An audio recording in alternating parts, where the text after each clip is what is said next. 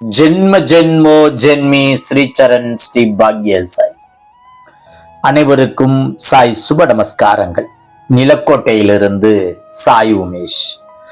ஓம் ஸ்ரீ சத்குரு பகவான் பாட்டி சித்தரின் லீலாமிருதம் 118. கொடுமுடி டாக்டர் நடராஜன் ஐயா அவர்கள் தோட்டத்தில் ஒரு முரட்டுத்தனமான நாட்டுக்காளை மாடு ஒன்று வளர்க்கப்பட்டு வந்தது. தோட்டத்தில் வேலை பார்த்து வந்த லட்சுமி அம்மாள் அந்த மாட்டை பராமரித்து வந்தார். அந்த காளமாட்டை மிகச் சிரமப்பட்டுதான் பராமரிக்க வேண்டியதாய் இருந்தது. அந்த காளமாட்டின் அருகில் யார் சென்றாலும் டாக்டர் குடும்பத்தினர் அருகே செல்லாதீர்கள் என்றும், அருகே சென்றால் உதைத்துவிடும், முட்டி காயத்தை ஏற்படுத்திவிடும் என்றும், மிகவும் முரட்டு சுவாபம் உள்ள மாடு என்றும் எச்சரித்து வருவார்கள். உயிரை கையில் பிடித்துக் கொண்டுதான் அதன் அருகில் எவரும் செல்வர். ஒரு நாள் திரு கணேசன் அவர்கள் பாட்டியிடம் சென்றபோது 2 பெண்கள், இவர் என மொத்தம் 3 பேர் மட்டும் பாட்டிக்கு அருகாமையில் இருந்தனர். அந்த நேரத்தில் லட்சுமி அம்மாளோ டாக்டர் குடும்பத்தினரோ இல்லை.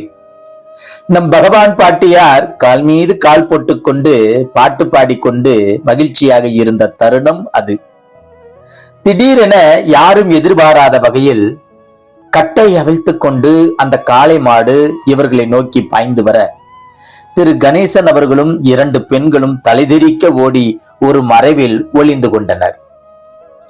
பாட்டியாரை அந்த காளை மாடு ஏதாவது செய்து விடுமோ என்ற பயத்திலும் பதற்றத்திலும் ஒளிந்து கொண்டு என்ன நடக்கிறது என திரு கணேசன் அவர்கள் பார்த்தார்.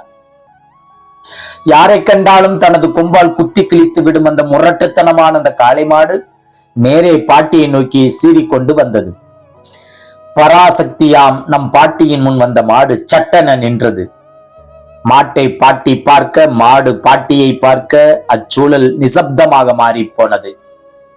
பின் நம் பாட்டியார் ஏதும் நடவாதது போல் பாட்டை பாடிக்கொண்டு இயல்பாகவே இருந்தார். ஒரு கட்டத்தில் மாட்டை பார்த்து, ஏண்டா வயா, நீ ஏண்டா இங்க வந்து நிக்கிற, போய் மூடிட்டு படுடா என தனக்கே உரிய பாணியில் கெட்ட வார்த்தையில் அந்த காளமாட்டை வசைபாடிக்கொண்டே தன் கை விரல்களை மடக்கி கொண்டு மாட்டின் நெற்றி பொட்டில் ஓங்கி ஒரு குத்து விட்டார். மாடு திணறி 2 அடி பின்னோக்கி சென்றது. இதை நான் மிகைப்படுத்தி இந்த காணொளியில் கூறவில்லை. பாட்டியிடம் அடி வாங்கியவர்களுக்கு மட்டுமே, அந்த அனுபவஸ்தர்களுக்கு மட்டுமே தெரியும் பாட்டியின் அடி ஒவ்வொன்றும் இடி போன்று இருக்கும் என.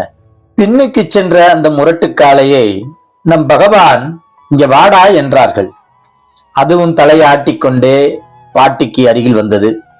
அங்கே இருந்த வாழைப்பழங்களை அம்மாட்டிற்கு ஊட்டி விட்டார் நம் பகவான் பாட்டியார். போய் ஒழுங்கா படுடா என உத்தரவிட்டார்கள் அந்த முரட்டக்காளையை கண்டு.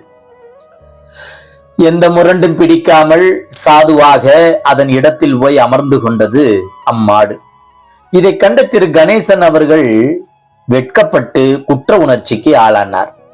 காரணம், நம் பாட்டியாரை மனிதர்களால் மட்டுமல்ல விலங்கினங்களால் கூட ஏதும் செய்ய முடியாது என்பதை தனக்கு தெரிந்திருந்தாலும் இவர்கள் மூவரும் தத்தமது உயிரை காத்துக்கொள்ள ஓடி ஒளிந்த தன்மையை நினைத்து தர்ம சங்கடத்துடன் வெட்கி கூனி குறுகி போனார்கள். மாடுபிடி வீரர்களை அடக்க பயப்படும் அந்த மாட்டை பாட்டி சாதாரணமாக பாட்டு பாடிக்கொண்டே இயல்பாக அந்த முரட்டுக்காளையை அடக்கிய விதத்தை கண்டு அனைவரும் மெய்சிலிர்த்து போனார்கள். சில நாட்களில் அந்த முரட்டுக்காளை மிக மிக சாதுவாக மாறி யார் அருகே சென்றாலும் எந்த தொந்தரவும் செய்யாமல் மிக சமத்தாக மாறியது. டாக்டர் குடும்பத்தினருக்கும் லட்சுமி அம்மாளுக்கும் பாட்டியால் மாறிப்போன மாட்டை நினைத்து மிக்க மகிழ்ச்சி நிறைந்த நிம்மதி கொண்டார்கள். ஜெய் குரு பாட்டி, நற்பவி பாட்டி.